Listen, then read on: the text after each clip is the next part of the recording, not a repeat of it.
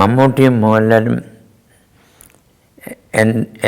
എൻ്റെ കൂടെ ആലോചിച്ചിട്ട് ഞങ്ങൾ മൂന്നുപേരും കൂടെ ചേർന്ന് എടുത്ത ഒരു ഡിസിഷനാണ് അമ്മ എന്ന സംഘടന.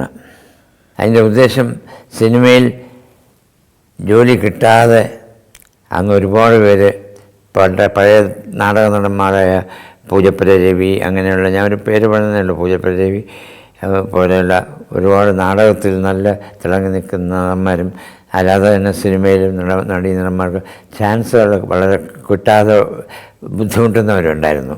അത് കാരണം ജീവിതത്തിൽ ബുദ്ധിമുട്ട് അനുഭവിക്കുന്നവരുണ്ടായിരുന്നു.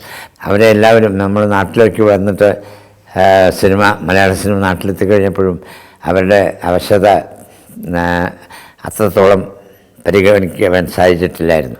അപ്പം അമ്മ എന്ന സംഘടന അവർക്കെന്തെങ്കിലുമൊക്കെ ജോലികൾ തരപ്പെടുത്തുകയും അവരുടെ ജീവിത രീതിക്ക് ഒരു സ്റ്റഡിനെസ്, അതായത് ഒരു